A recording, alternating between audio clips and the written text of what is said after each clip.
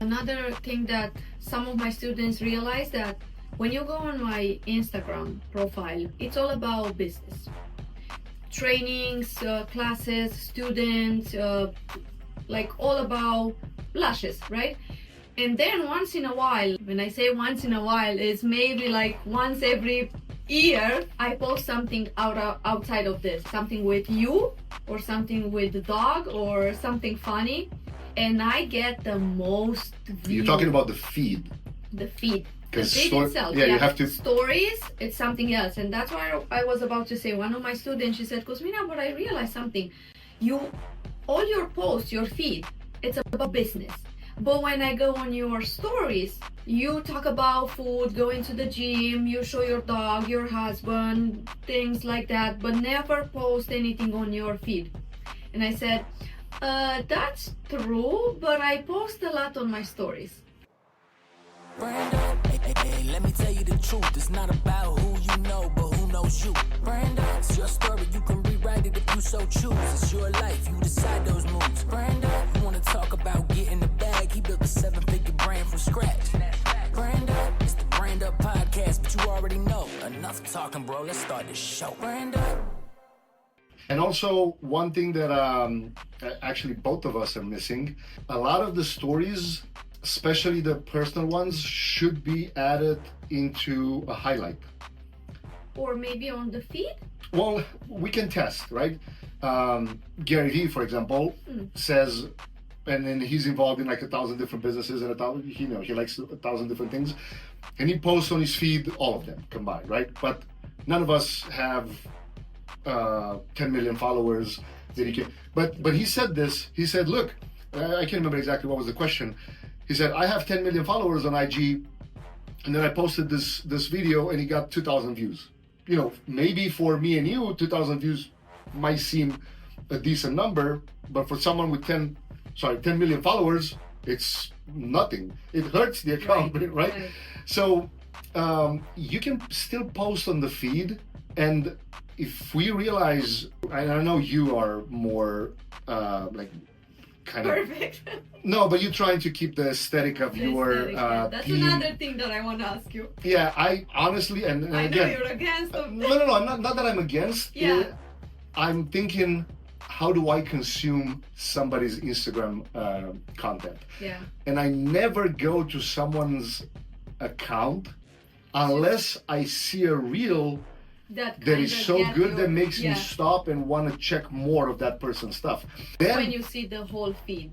Yes, but here's another thing. I've seen some tactics that I think like very few accounts do this. You know, you have your feed, but then you also have your Reels feed. Yes. I've seen some accounts that have a regular feed of just photos. So like really polished, fully edited with the aesthetic that you like. And then the Reels feed is all over the place.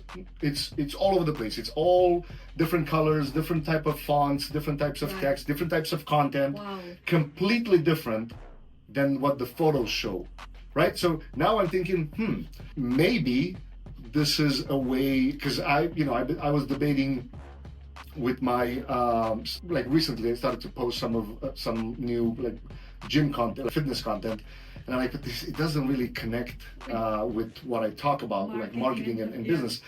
One thing to do it would be me recording at the gym talking about business. That's still business. Yeah, but you see what I mean? Like in like you get attracted, like if someone likes fitness but he's also into business, you see in the background. Because 80% of people watch Instagram content, especially Reels, with like no sound, like on mute, because they watch it at work or somewhere where they cannot put the volume really loud. That's another way to do it, right? You can, like for example, in your case, would be at the salon talking about lifestyle, or same thing, at the gym talking about lashes. And how you can connect, maybe like in my case would be, how can I connect or why fitness and business are so related. You know, if you think that you're gonna get six-pack abs or you're gonna get muscles by just going, 1 week at the gym or 2 weeks, or you take a magic pill and now all of a sudden, boom, you get. That's marketing. Yeah, I mean, it's true. It is true, especially for the people selling the pills. But it doesn't happen overnight, right? You have to be consistent and talk. So there are ways that I'm actually doing this. And trust me, it's so much harder to do it for me than me to do it for somebody else, because it's. When you get a set of eyes, that's completely outside. But again, the reason that I made these quick parentheses is for your student to kind of understand the idea of, all right, you rebrand everything under your name, all your socials, all her socials, Instagram, Facebook page, TikTok, Pinterest if she does it, but at least these three: Instagram, YouTube Shorts, and the Facebook page. Under the same name. Under the same personal name. I haven't mentioned Google in here because Google has to be Google page, Google Maps listing. It has to be a business name. You can't just put your personal name because it's going to be hard to verify it. But you can post on all the platforms. You record one video and then you post on all of them. And of course, in here we can add LinkedIn and all the others. But if she decides at some point to add hair, or maybe I remember she was talking about doing some collaborations with her sister, that I think her sister does nails. Yeah. Same thing. It's so much. She can easily, even now, if she would have rebranded under her personal name, she can start posting about nails with her sister now, especially if they're doing collabs, especially if the sister starts the account and invites her as the collaborator. And that's another thing that we can talk about it if you feel it's not too advanced. But the easiest way would be, again, rebrand under the personal name. Username ideally has to have something with SEO. So in this case, she would have to choose esthetician versus lashes. But again, it's not locked in stone. She can always change it. It's just she has to remember to change it for all of them. If she wants to, or her main audience now, it's esthetician services, or at least people know her for the videos that she posts about esthetician services, like all kinds of treatments that she recommends and she does in store. That one can stay the way it is, just making sure there's no underscores, lines, points, any grammar type of punctuation. Those have to go away. I know you explain about this all the time during the class. It's crazy because it hurts. Nobody will search for esthetician 673 dot underscore or lash artist 345. Right, and then a lot of times it's hard because you don't find the username available. Yeah. But the easiest way would be look or decide what the name it's gonna be, and then you have to add some type of SEO component. Like I've never really pushed as much Instagram and TikTok for SEO, but trust me, the AI, the last 3 months, it's crazy to me to see. Everybody can do it now. You can look in your, you can start, well, if you start the account like right now, it's probably gonna take a few videos, but you can have 1 like on the video, 10 views, and after 3-4 hours, so you post a reel, and if you go back to the reel, I don't know if you have to go and check it from another account, but even if you check it from your own, Instagram, it's gonna show with the blue type of text. And I can't remember exactly what the emoji is or the sign. I think it's a search or something. AI, it recognizes what the video is about, but it's a good thing because it knows in which category to put the video. And what exactly to, yeah. Yeah, it doesn't matter. So you can talk about lashes and have hashtags about fitness. It doesn't matter. You're not able to trick the algorithm anymore. Yeah. Before it used to be where you could put the title and description and you play a couple hashtags and you will fool the algorithm into thinking that video is about something. No, now it actually reads the title and the caption, but it actually compares it with the transcription of the video and what you talk in the video. That's smart. It's crazy Easy. smart. Yeah, it's almost ChatGPT meets Gives you meets Instagram everything. meets you, Yeah. right? So it makes things easier for people, because now it, like, that was the biggest struggle for any small account. Small meaning less than 100 followers.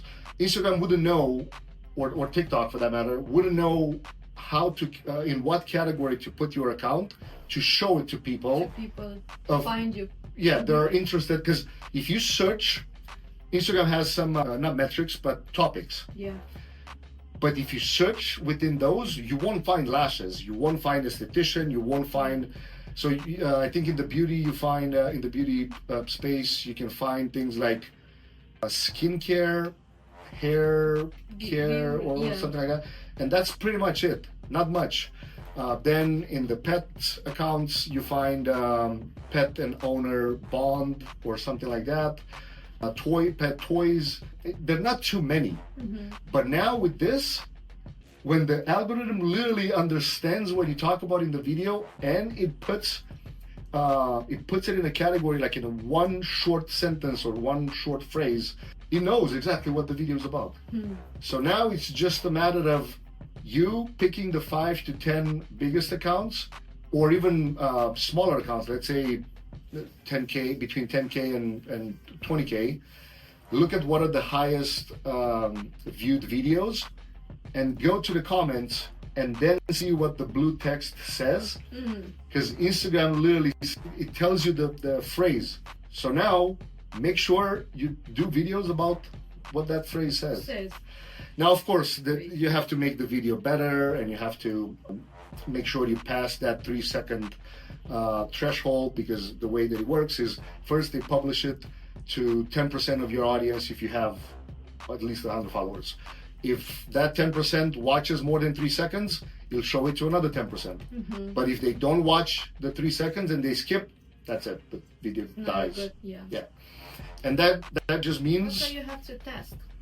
yeah, that just means you have to be better at those 3 seconds.